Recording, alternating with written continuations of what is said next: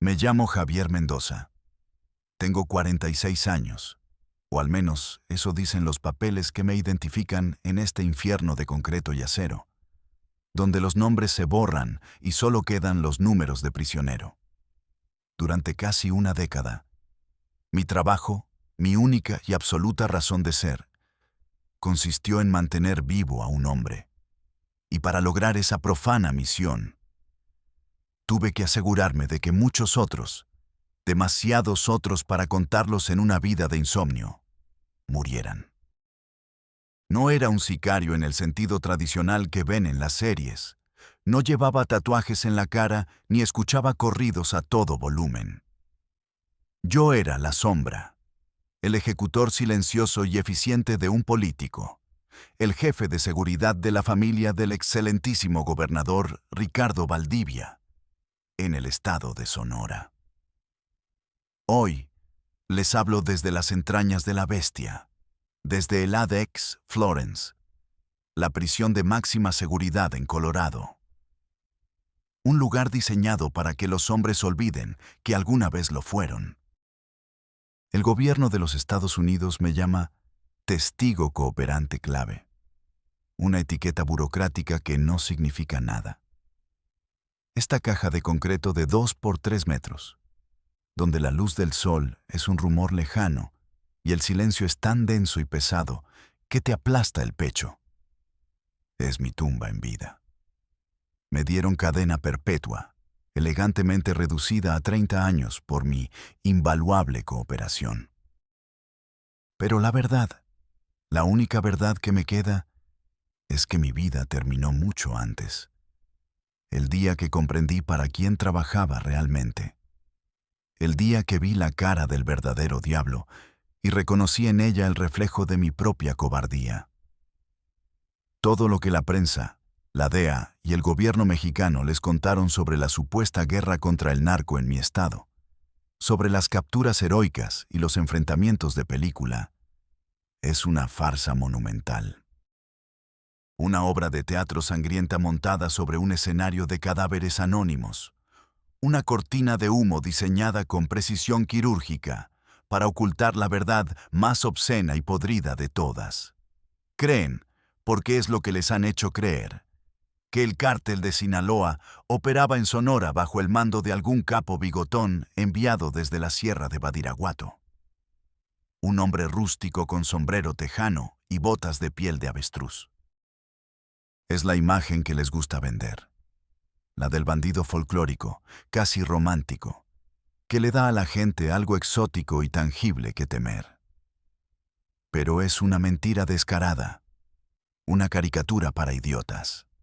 El verdadero jefe de plaza, el cerebro que movía toneladas de cocaína hacia Arizona como si fueran cajas de tomates, el que ordenaba levantones, ejecuciones y fosas clandestinas con la misma frialdad con la que pedía un café expreso doble, no era un narco de la vieja escuela.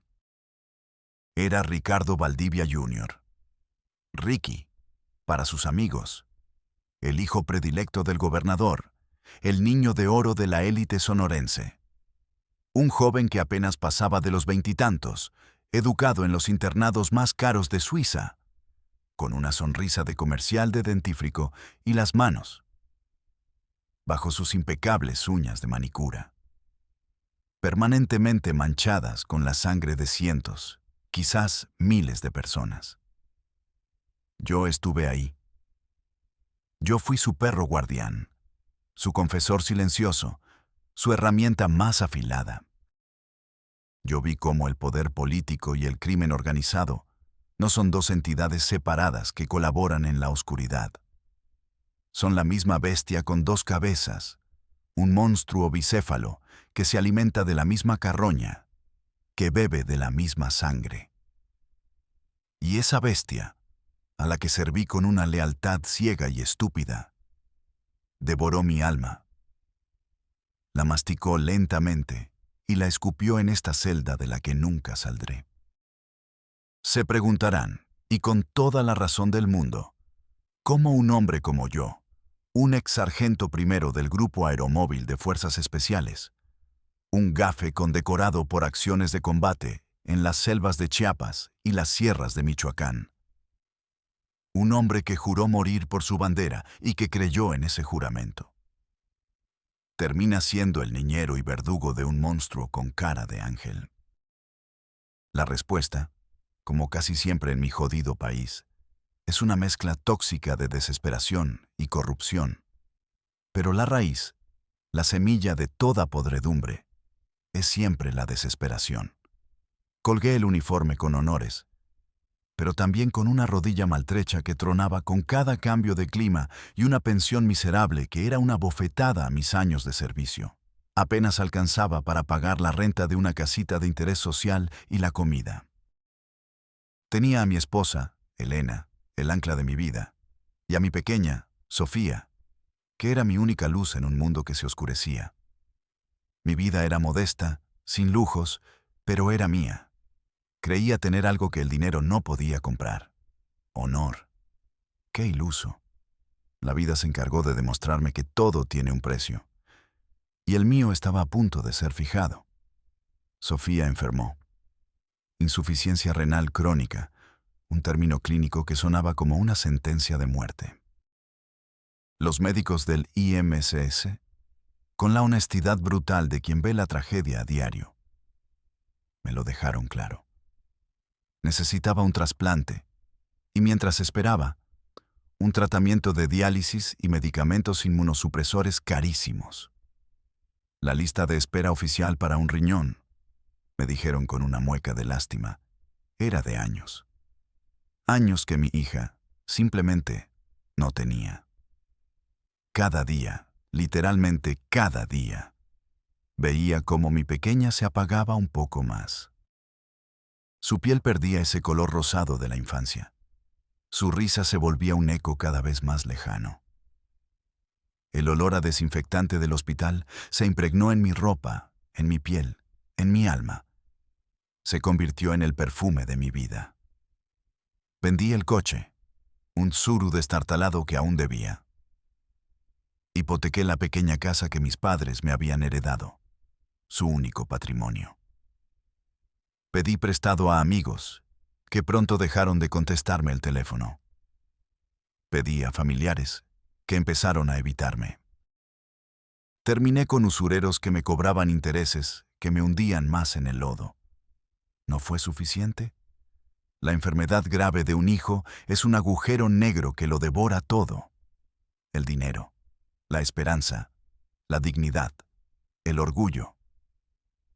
Un día, estaba sentado en una de esas sillas de plástico incómodas de la sala de espera, sintiendo el peso del mundo entero sobre mis hombros, cuando un hombre se sentó a mi lado.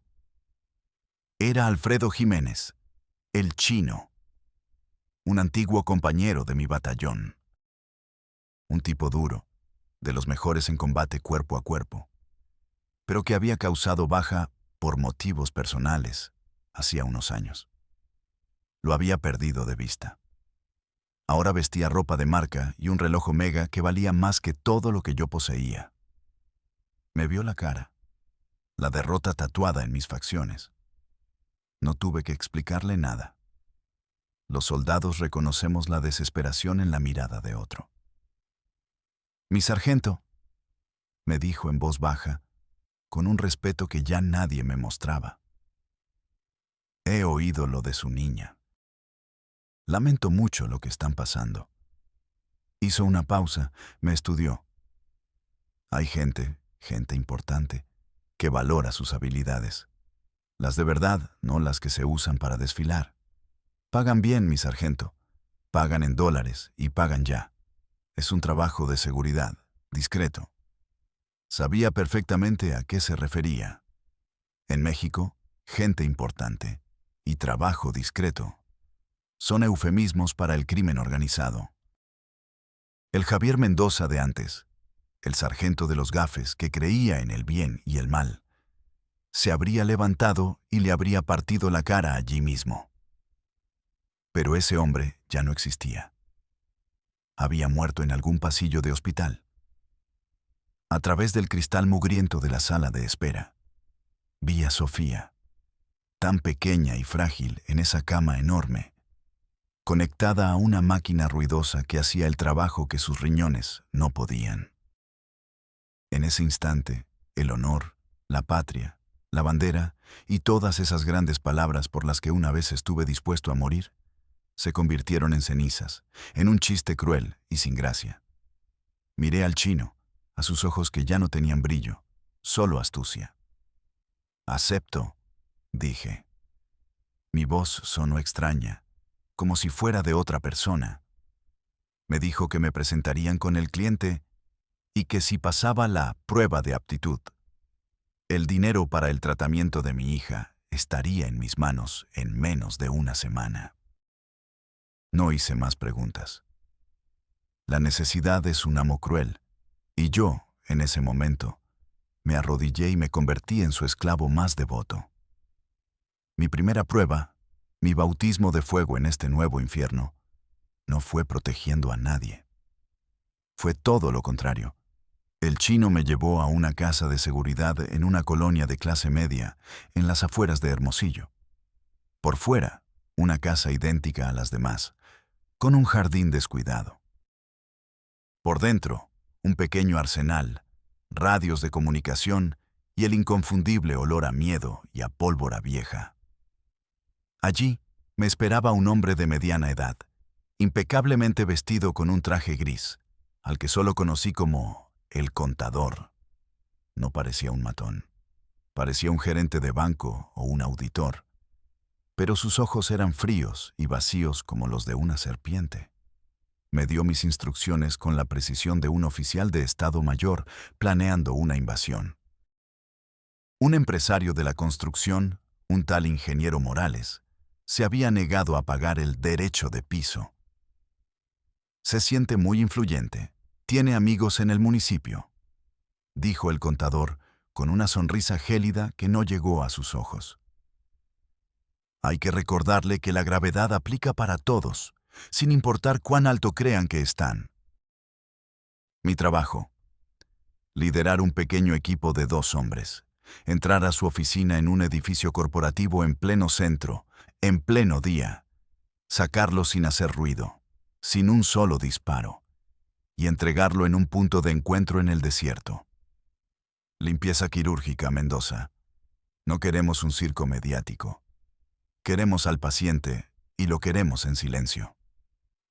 La adrenalina que sentí no fue la del combate, la de defender a mis hombres del fuego enemigo. Fue una adrenalina fría, sucia, como aceite quemado corriendo por mis venas. Pero mi entrenamiento, tantos años de disciplina, se activó de forma automática. Dejé de pensar como un padre desesperado y empecé a pensar como un operador de fuerzas especiales. Pasé toda la noche estudiando los planos del edificio que el chino me consiguió, memorizando los horarios de la seguridad privada, la ubicación de las cámaras de vigilancia, las rutas de escape, los puntos ciegos.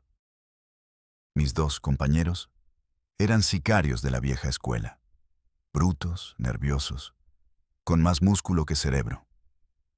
Los puse en su lugar rápidamente, les di órdenes claras, concisas, y les hice ensayar el plan hasta que lo supieron de memoria, como si fueran reclutas. Al día siguiente, a las 11 de la mañana, nos presentamos en la recepción del edificio. Íbamos vestidos con uniformes falsos de una compañía de mensajería, empujando un diablito con una caja grande y vacía. Nadie nos prestó la más mínima atención. El guardia de la entrada apenas levantó la vista de su celular. Subimos al 7º piso. Mis hombres se quedaron en la recepción, distrayendo a la secretaria con la excusa de un paquete que requería la firma personal del ingeniero. Yo entré directamente al despacho. Morales, un hombre gordo y sudoroso con un bigote ridículo, estaba gritando por teléfono sobre una entrega de cemento. Cuando me vio, frunció el ceño. ¿Y usted quién es? Estoy ocupado. No le di tiempo a reaccionar. En 2 segundos, estaba detrás de él. Mi antebrazo presionó su arteria carótida con la fuerza justa. Ni siquiera pudo gritar. Su cuerpo se aflojó como un muñeco de trapo. Lo senté en su silla y le puse un trozo de cinta industrial en la boca. Lo metimos en la caja de cartón que tenía unos pequeños agujeros para que respirara. La sellamos y salimos de allí con el carrito de mensajería, saludando al guardia al salir. Nadie sospechó absolutamente nada. Lo sacamos por la puerta de servicio.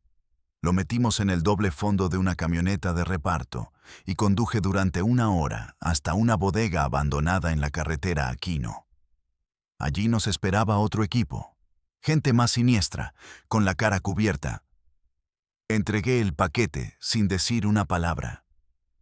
Nunca supe qué fue del ingeniero Morales. Semanas después, leí en el periódico que su familia había pagado un rescate millonario y que él nunca volvió a aparecer. Su empresa se declaró en quiebra. 2 días después de la operación, el contador me citó en un café del centro. Puso sobre la mesa un maletín de piel. Adentro había $50,000 en fajos de billetes de 100. El olor del dinero nuevo era abrumador, olía a hospital, a medicinas, a una oportunidad para Sofía. «Bienvenido a la empresa, Mendoza», me dijo sin sonreír. «Ha demostrado tener el tipo de talento que apreciamos. El patrón quiere conocerlo. Prepárese. Su próximo trabajo será mucho más personal, mucho más delicado». Había vendido mi alma, pero había comprado tiempo para mi hija. Me convencí a mí mismo, una y otra vez, de que era un intercambio justo. El contador me miró con una expresión de curiosidad analítica. «Tienes el temple, Mendoza, la frialdad. Pero te falta entender el negocio. No trabajamos para un narco cualquiera con botas y sombrero. Trabajamos para el futuro de este estado». En ese momento, sus palabras me parecieron un disparate, una justificación de un criminal. Qué equivocado y qué ingenuo estaba. La cita fue en una dirección en Los Altos, la colonia más exclusiva y blindada de la ciudad. Un oasis de riqueza obscena en un desierto de pobreza. Una mansión amurallada, con cercas electrificadas, sensores de movimiento, cámaras infrarrojas y guardias privados en la entrada que parecían marines. Esperaba encontrar un ambiente pesado, hombres armados con cuernos de chivo y música de banda a todo volumen. En cambio, lo que vi me desconcertó por completo. Me recibió un mayordomo de guante blanco y acento argentino que parecía sacado de una película. Me condujo a través de pasillos de mármol reluciente, pasando junto a obras de arte originales de Siqueiros y Tamayo, que valían más de lo que yo ganaría en 1000 vidas de servicio militar.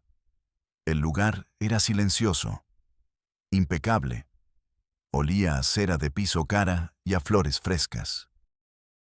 Me llevó a una enorme terraza con vistas a una piscina olímpica y a un jardín perfectamente cuidado que se extendía hasta donde alcanzaba la vista. Allí, junto a la piscina, estaba el gobernador Ricardo Valdivia, en una bata de seda, leyendo el Financial Times.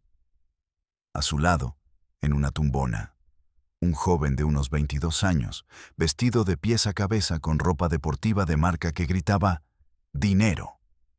Revisaba obsesivamente su teléfono. Era su hijo, Ricardo Jr., Ricky. Lo reconocí de las páginas de sociales, siempre retratado como el soltero de oro del estado. El gobernador levantó la vista. Sus ojos, los mismos que inspiraban confianza en los mítines, me analizaron de arriba abajo con una frialdad calculadora. «Javier Mendoza», dijo, y su voz era exactamente la misma que escuchaba en la televisión. Esa voz impostada, llena de una falsa autoridad paternalista. «El contador me ha hablado muy bien de usted, de su discreción, su eficiencia. Cualidades muy escasas en estos tiempos. Me quedé helado.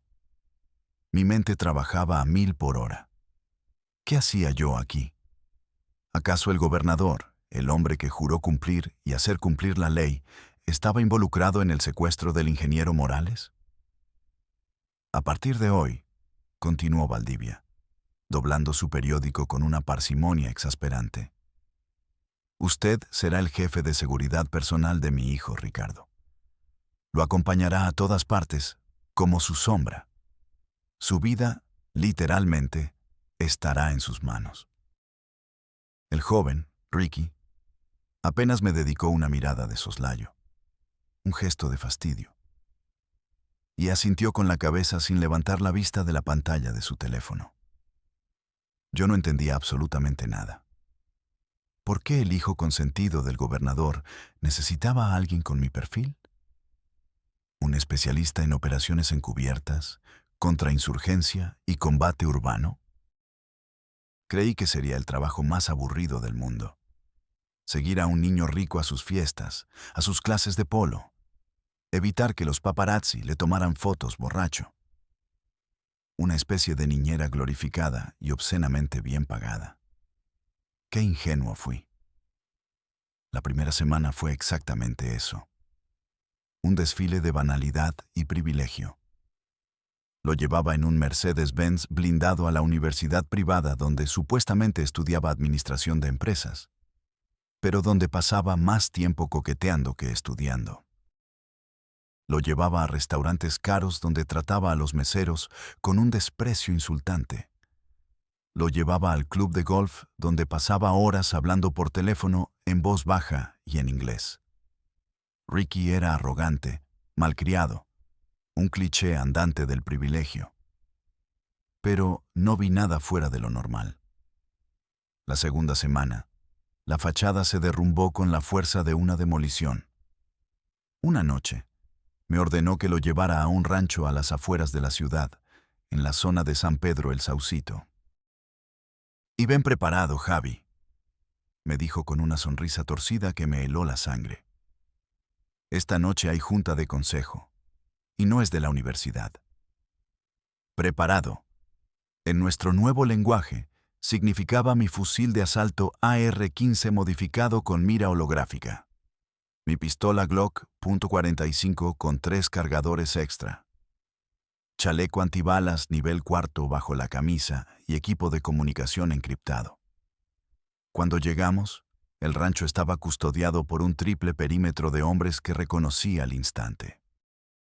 No eran guardias de seguridad, eran sicarios. Por su equipo, su disciplina y su actitud, supe que eran de la gente del Mayo Zambada, la élite del cártel de Sinaloa. Nos llevaron a una gran palapa que funcionaba como salón de juntas. Adentro, sentados en una larga mesa de mezquite, había varios hombres con rostros duros, curtidos por el sol y la violencia. De esos que solo ves en los carteles de Se Busca de la PGR. Y en la cabecera de la mesa se sentó Ricky. El niño mimado que yo había estado cuidando se transformó ante mis ojos. Su postura cambió, su mirada se endureció. Su voz, antes petulante y juvenil, se volvió fría, metálica, llena de una autoridad que helaba los huesos. Empezó a dar órdenes. Hablaba de kilos, de rutas, de controlar la aduana de Nogales, de alinear a un comandante de la Policía Federal que no quería cooperar.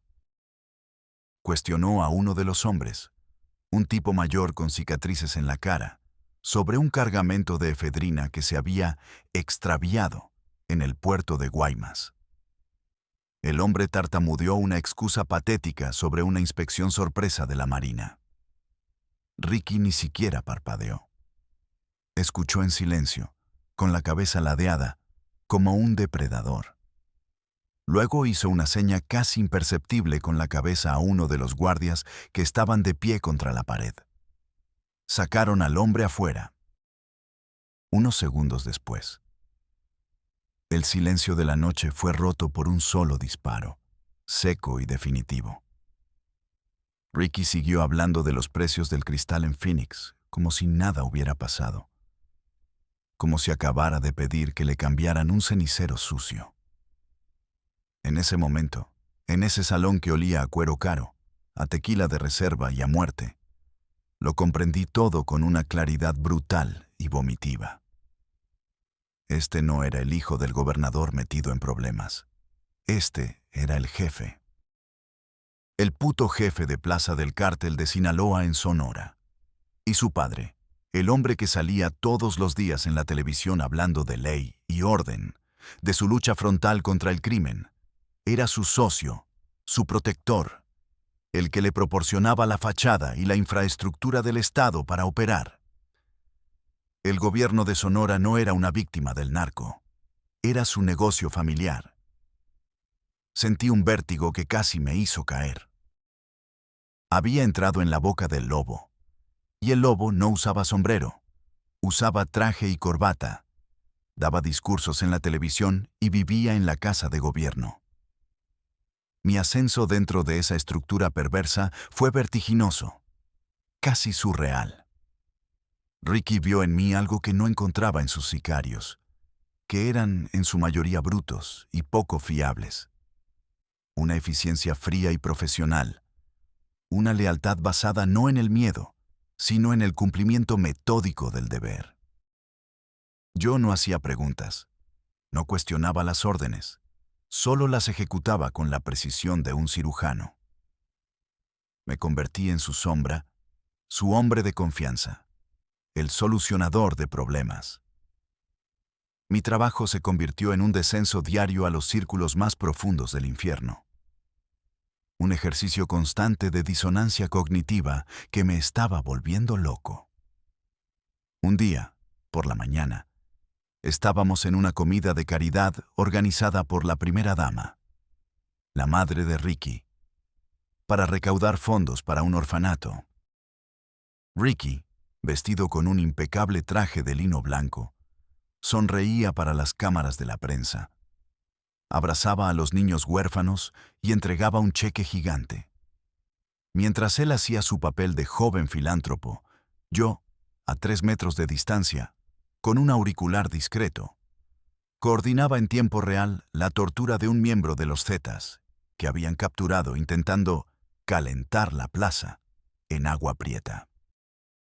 Escuchaba los gritos ahogados del hombre a través del teléfono mientras le indicaba al torturador, un ex-caibil guatemalteco, ¿qué preguntas hacer? Pregúntale por el contacto en la aduana, que te dé el nombre, susurraba yo al micrófono de mi muñeca. Mientras Ricky le daba una palmadita en la cabeza a un niño que lo miraba con admiración.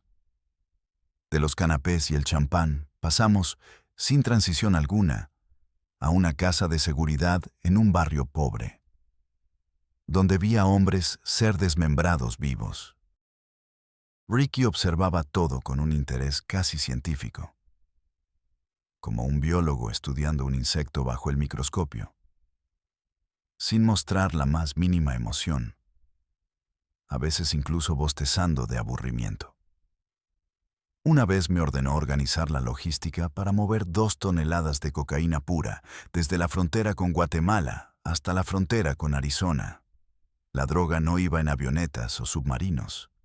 Eso era para los principiantes que salían en las noticias. Iba en camiones de Diconsa, el programa de alimentos del gobierno federal, escondida entre toneladas de sacos de frijol y maíz. Los camiones llevaban sellos oficiales y eran escoltados por convoyes de la policía estatal. Yo mismo diseñé la ruta. Coordiné los relevos con los comandantes corruptos de cada sector. Negocié y pagué los sobornos a los retenes militares. Recuerdo una noche de tensión máxima en un retén en Sinaloa, donde un joven teniente idealista quiso revisar los camiones a fondo.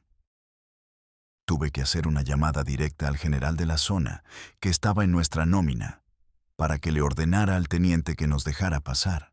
Vi la frustración y la impotencia en los ojos de ese joven oficial, y me vi a mí mismo, años atrás, Mientras todo esto sucedía, el gobernador Valdivia daba un discurso en cadena nacional sobre su exitosa estrategia de seguridad y su lucha frontal contra el narcotráfico.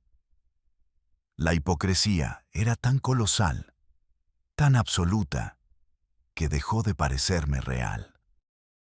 Era como vivir dentro de una película de terror surrealista. Me convertí en el encargado de la nómina especial, el pagador del diablo. Cada quincena, mi trabajo era entregar sobres, maletines y a veces hasta maletas llenas de efectivo. Jefes de policía, comandantes del ejército, jueces, magistrados, diputados locales e incluso periodistas de renombre que publicaban las historias que la oficina de Ricky les dictaba. Todos estaban en la nómina. Recuerdo vívidamente una vez que tuve que llevarle un maletín con $500,000 a un senador muy conocido, uno que hablaba constantemente de la lucha contra la corrupción, en su oficina del Congreso de la Unión, en la Ciudad de México. Me recibió con una sonrisa de cocodrilo. Me ofreció un whisky Macallan de 25 años y hablamos del clima y del fútbol, mientras el dinero manchado de sangre, el dinero que decidía quién vivía y quién moría en mi estado, descansaba sobre su escritorio de caoba, junto a un retrato de Benito Juárez. Me volví indispensable. Ricky era el cerebro, el estratega sádico. Yo era su brazo ejecutor, su navaja suiza. Si había una sospecha de traición, yo investigaba, interrogaba y encontraba al culpable. Si había que silenciar a un testigo molesto o a un político que no se alineaba, yo planificaba la operación y la supervisaba. Si había una reunión de alto nivel con los verdaderos capos de Sinaloa, con el Mayo Zambada o con los hijos de El Chapo, yo era el encargado de asegurar el perímetro y garantizar que nadie que no debiera estar allí se acercara. En una de esas reuniones, en el mismo rancho donde tuve mi epifanía, vi a Joaquín El Chapo Guzmán, poco antes de su última captura. Estaba sentado a la mesa con el gobernador Valdivia. No hablaban como un criminal y un político. Hablaban como socios de negocios, como iguales. Discutían sobre los porcentajes de ganancia del puerto de Guaymas, sobre el control de las minas de oro del Estado, sobre a qué candidatos apoyar en las próximas elecciones federales. En ese momento, la última pieza del rompecabezas encajó en mi mente. No existía tal cosa como el gobierno y el narco como entidades opuestas. Eran la misma corporación del crimen, con una división de relaciones públicas que se llamaba gobierno. Y yo, Javier Mendoza, el sargento condecorado, era ahora un miembro de alto rango del Consejo de Administración. El dinero fluía a raudales, una inundación de billetes verdes que ya no significaba nada. Sofía recibió su trasplante en el mejor hospital de Houston, Texas, y se recuperó por completo. Le compré a Elena una casa enorme en una urbanización cerrada con guardias y muros altos. Tenían todo lo que el dinero podía comprar, pero yo los había perdido para siempre. Apenas los veía. Y cuando los veía, tenía que ponerme la máscara del padre y esposo amoroso. Fingir ser el hombre que ya no era. Elena me miraba con una mezcla de sospecha y miedo. Sabía que mi nuevo trabajo como asesor de seguridad no era normal. Veía la dureza en mis ojos, la tensión permanente en mis hombros. Pero no se atrevía a preguntar. Vivíamos en una jaula de oro.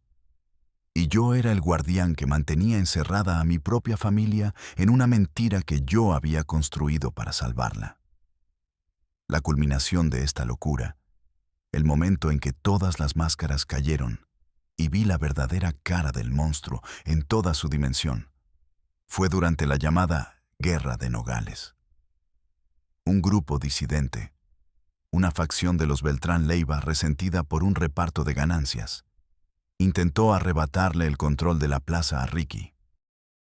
La ciudad fronteriza se convirtió en un campo de batalla urbano.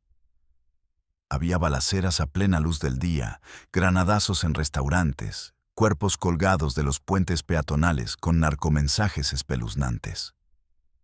La situación se estaba saliendo de control, atrayendo la atención no deseada de la prensa nacional y, peor aún, de la DEA.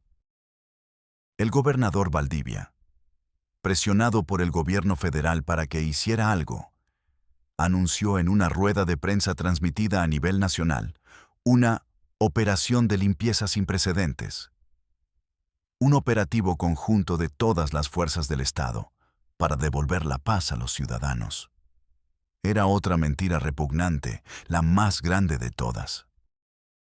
La operación de limpieza era, en realidad, una operación de exterminio contra sus rivales de negocio, usando recursos públicos y el poder del Estado como su ejército privado. Ricky me citó en su oficina. Un penthouse de lujo con vistas panorámicas a toda la ciudad. El lugar parecía un cuarto de guerra de película de Hollywood. Tenía mapas digitales interactivos, pantallas gigantes con imágenes de drones en tiempo real, equipo de comunicación militar de última generación. Javier, me dijo, señalando un punto en el mapa, una zona de bodegas industriales en la periferia de Nogales. Aquí se van a reunir los cabecillas de estos pendejos. Creen que vienen a negociar una tregua que les ofrecimos a través de un intermediario. Mi padre ya dio la orden. La policía estatal va a montar un falso retén en la entrada principal de la avenida. La Marina va a cerrar el perímetro por el sur para que no puedan escapar hacia el arroyo. Nadie entra, nadie sale. Nosotros entraremos por aquí, por el oeste, por la brecha. Mi gente y la tuya. Vamos a hacer una pinza perfecta. Quiero que no quede ni uno vivo, ni uno. ¿Entendido? No era una petición, era una orden de masacre. Yo estaba al lado de Ricky, en una camioneta Suburban blindada, a 1 kilómetro de distancia, observando todo a través de la pantalla de un dron térmico de alta definición. Vi cómo el convoy de 5 camionetas de los rivales se acercaba confiado al falso retén. Vi cómo los policías estatales, hombres que juraron proteger a la gente, les hacían señas para que se detuvieran y, en cuanto lo hicieron, abrieron fuego a quemarropa con sus rifles de asalto. Al mismo tiempo, nuestro convoy, más de 20 camionetas con sicarios fuertemente armados, entró por el flanco, cerrando la trampa mortal. Fue una carnicería. No hubo enfrentamiento. Fue una ejecución masiva, metódica y coordinada. Escuchaba por la radio los gritos desesperados, las súplicas, el sonido incesante de los cuernos de chivo y las ametralladoras calibre .50 montadas en las camionetas. Ricky miraba la pantalla con la misma expresión de aburrimiento con la que vería un videojuego. «Acaba con ese de la Tahoe blanca», le ordenaba a uno de sus comandantes de sicarios por el radio. «Quiero la cabeza del Cholo Ibarra en mi escritorio mañana por la mañana. Que me la traigan en una hielera». Durante casi 1 hora, vi en vivo y en directo cómo las fuerzas del Estado y las fuerzas del cártel trabajaban juntas, hombro con hombro, para aniquilar a sus enemigos comunes. Cuando todo terminó, el lugar parecía una escena del infierno de Dante. Cuerpos destrozados, vehículos en llamas, un río de sangre corriendo por el asfalto. La versión oficial, la que salió en todos los noticieros al día siguiente, fue que, en un valiente y exitoso operativo, las fuerzas del orden desmantelaron una peligrosa célula criminal tras un intenso enfrentamiento que dejó un saldo de 27 delincuentes abatidos. El gobernador Valdivia recibió felicitaciones del presidente de la República por su mano dura contra el crimen. Esa noche, Mientras Ricky y su padre celebraban con whisky caro y prostitutas de lujo en la casa de gobierno, yo fui al baño, me encerré y vomité. Vomité la comida, la bilis y una parte de mi alma que sabía que ya nunca podría recuperar. Me miré en el espejo y vi a un extraño. Un hombre con mis ojos, pero sin mi alma. Un monstruo al servicio de otros monstruos. El punto de no retorno, el momento en que una línea invisible se cruzó dentro de mí y supe que no podía seguir. Llegó unos meses después. La plaza estaba en paz, lo que significaba que el monopolio de la familia Valdivia era absoluto y más rentable que nunca. Pero con el poder total llegó la paranoia. Ricky empezó a ver traidores en todas partes. Cualquier error era una traición. Cualquier retraso era un complot. Una mañana me llamó a su despacho. Estaba de un humor pésimo, lo que era una muy mala señal. Me arrojó un periódico local sobre la mesa. En la sección de opinión, una periodista llamada Marcela Ríos había publicado un artículo de investigación demoledor, sin dar nombres directos, pero con datos precisos de registros públicos. Conectaba una serie de empresas fantasma, usadas para lavar dinero del cártel, con licitaciones de obra pública y con personas muy cercanas a la oficina del gobernador. Era un trabajo periodístico brillante, valiente y, en Sonora, completamente suicida. Esta puta está llegando demasiado lejos, sisió Ricky. Su voz era un susurro peligroso. Ya le mandamos avisos, le ofrecimos dinero, una beca para que estudiara en el extranjero. Le mandamos un perro muerto a la puerta de su casa. No entiende. No quiere entender. Me miró fijamente, y sus ojos, normalmente vacíos y juveniles, ahora ardían con un odio gélido y adulto.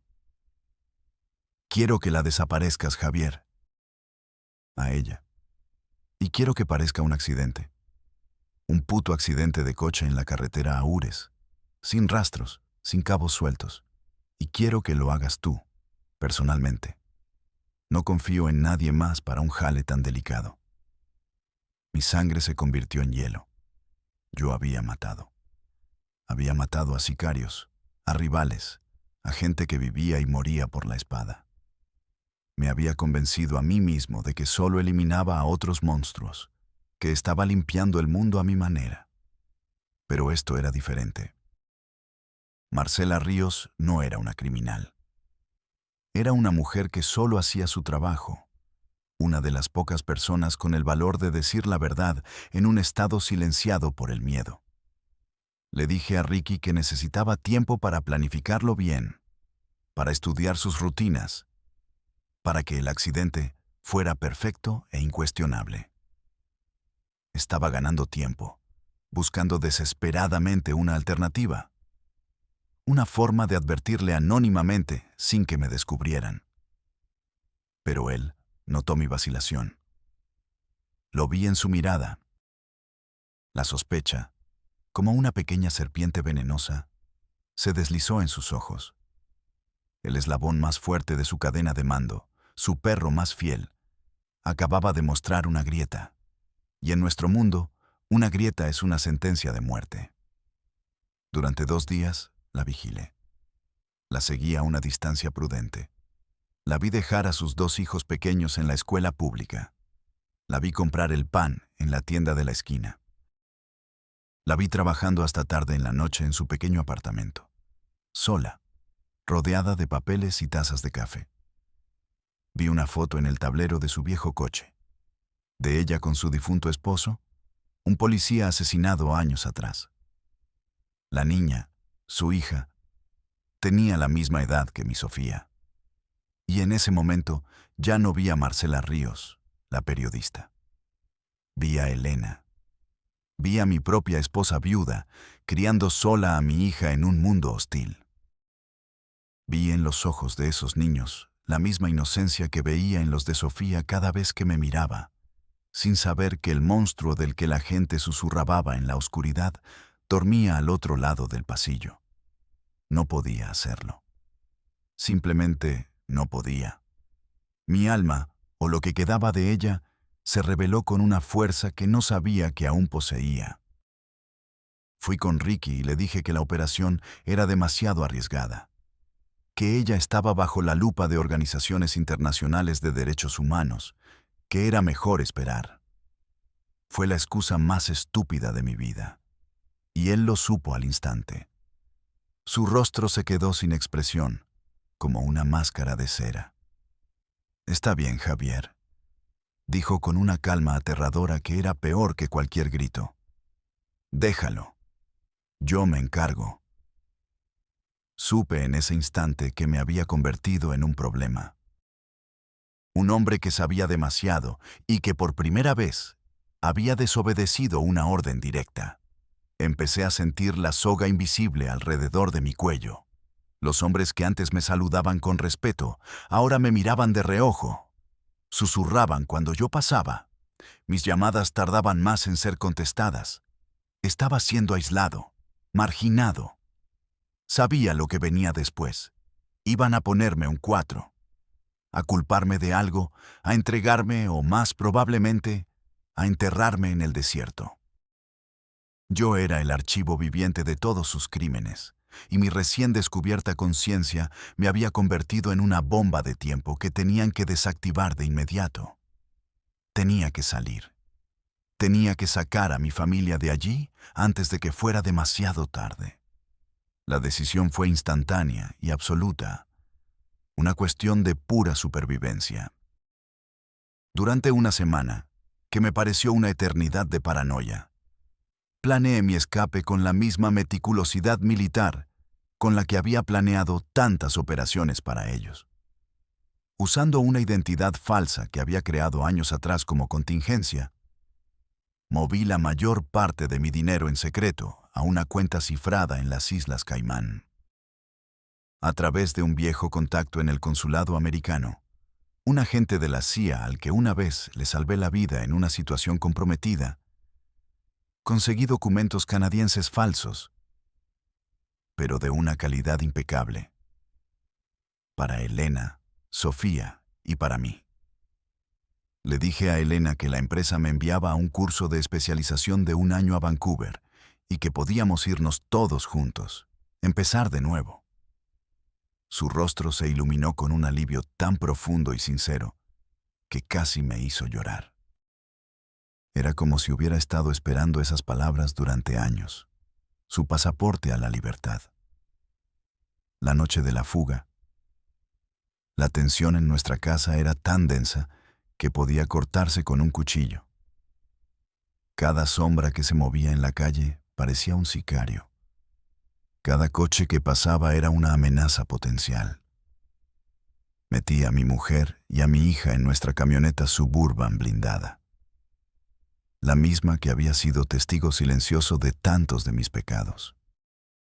Llevaba solo lo indispensable: una maleta con dinero en efectivo, 2 pistolas Glock, abundante munición y los pasaportes falsos.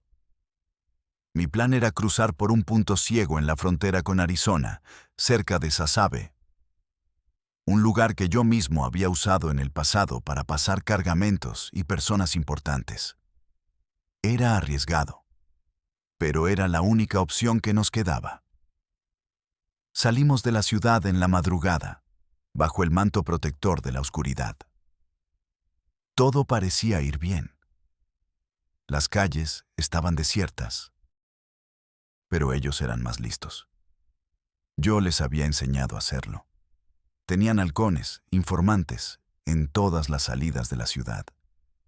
A unos 50 kilómetros de la frontera, en medio de la inmensidad negra del desierto de Altar, vi las luces en el retrovisor. 2 camionetas. Las reconocí al instante por su configuración de luces. Eran de mi antiguo equipo de seguridad, los hombres que yo mismo había entrenado. Empezó la cacería. Pisé el acelerador a fondo. El motor V8 de la Suburban rugía mientras volábamos a 200 kilómetros por hora sobre el asfalto gastado. Dentro de la cabina, el único sonido era el rezo ahogado de Elena, que abrazaba a una Sofía que lloraba aterrorizada, y el martilleo de mi propio corazón contra mis costillas. Los disparos empezaron a impactar contra el blindaje. Sonaban como martillazos gigantescos, cada uno un recordatorio de la jaula de violencia que yo mismo había construido. Respondí al fuego con mi Glock a través de la ventanilla, tratando de apuntar a sus neumáticos, pero era inútil. Eran demasiados y estaban decididos. Una de sus camionetas, una Ram artillada, me rebasó y se me cerró bruscamente. Giré el volante para evitar la colisión, pero perdí el control. La Suburban derrapó violentamente. Salió del camino y se detuvo en una nube de polvo y grava. Estábamos atrapados. Salí del vehículo, usando la puerta como escudo, y le grité a Elena que mantuviera la cabeza abajo, que protegiera a Sofía con su cuerpo. Me preparé para morir allí mismo, para llevarme a algunos de ellos conmigo al infierno. Pero entonces ocurrió algo que no esperaba. Dejaron de disparar. Por un altavoz, escuché la voz metálica y sin emociones de El Contador. Ríndete, Javier. La orden no es matarte. El patrón tiene otros planes para ti. No hagas esto más difícil para tu familia. Era una trampa, lo sabía. Pero al mirar dentro de la camioneta y ver los ojos llenos de pánico de mi hija, supe que no tenía elección. Arrojé mi arma. Me rodearon, me golpearon con las culatas de sus rifles hasta dejarme casi inconsciente. Lo último que recuerdo, antes de que todo se volviera negro, es ver cómo sacaban a Elena y a Sofía del coche y se las llevaban en otra camioneta. Me habían quitado lo único por lo que había vendido mi alma. Desperté en un lugar oscuro y húmedo, encadenado a una pared. Me interrogaron durante días. No querían información que no tuvieran ya. Querían mi confesión.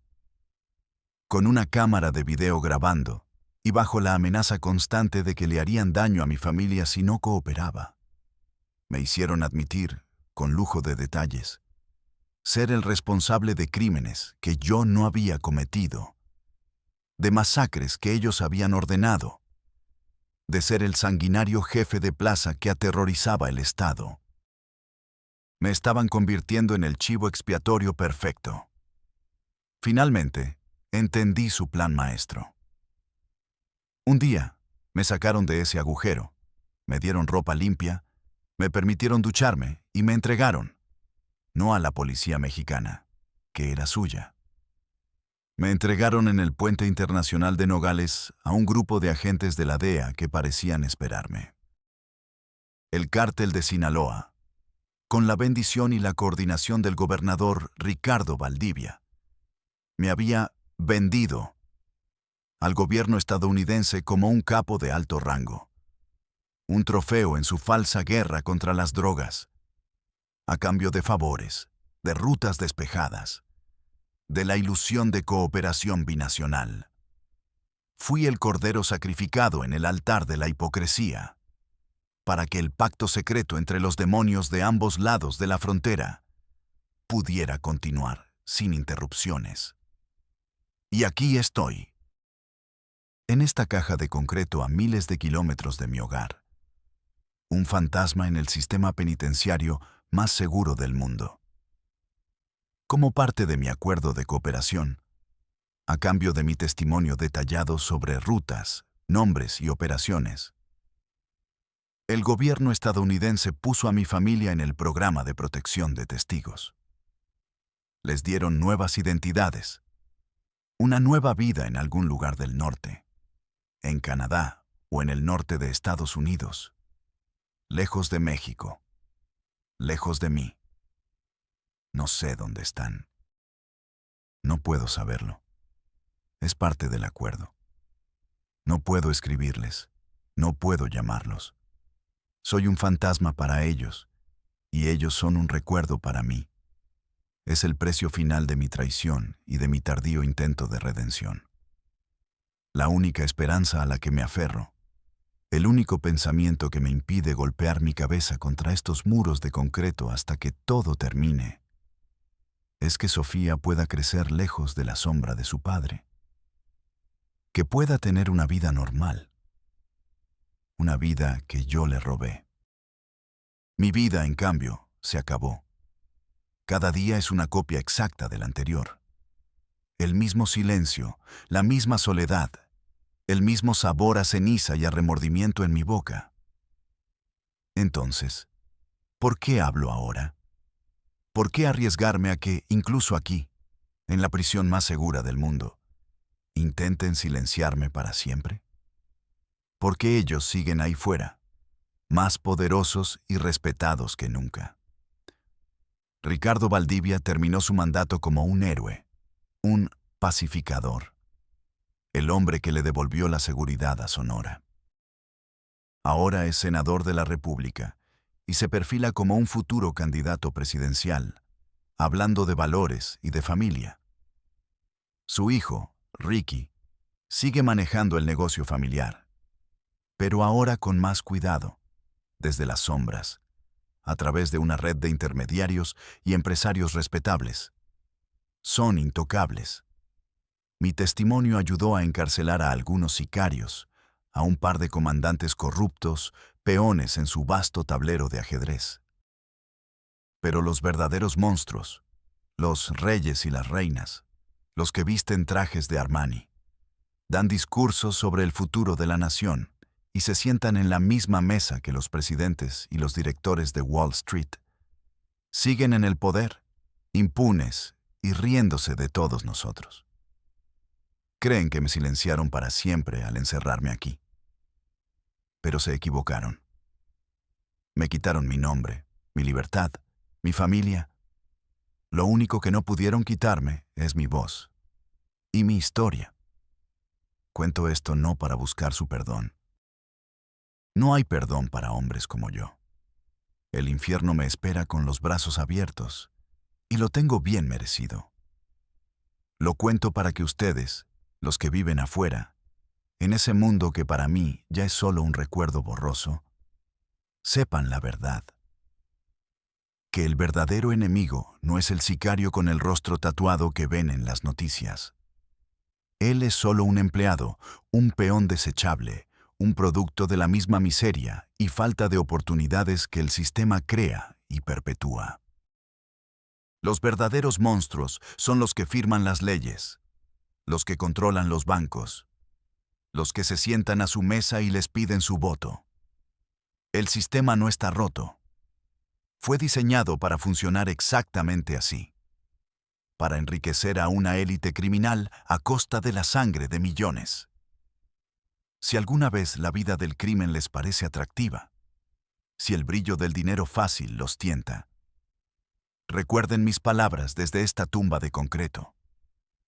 Recuerden que detrás de cada fajo de billetes hay una familia destruida. Detrás de cada línea de cocaína hay un cuerpo pudriéndose en una fosa clandestina. Y al final de ese camino de poder y violencia, no hay tronos ni imperios. Solo hay dos destinos posibles: una bala en la cabeza en un callejón oscuro, o una celda como esta, donde el único sonido es el eco interminable de tus propios errores y de los llantos de aquellos a quienes les fallaste. Desde aquí, la única salida es un ataúd. No cometan mi error. No vendan su alma. No vale la pena. Créanme, yo lo sé.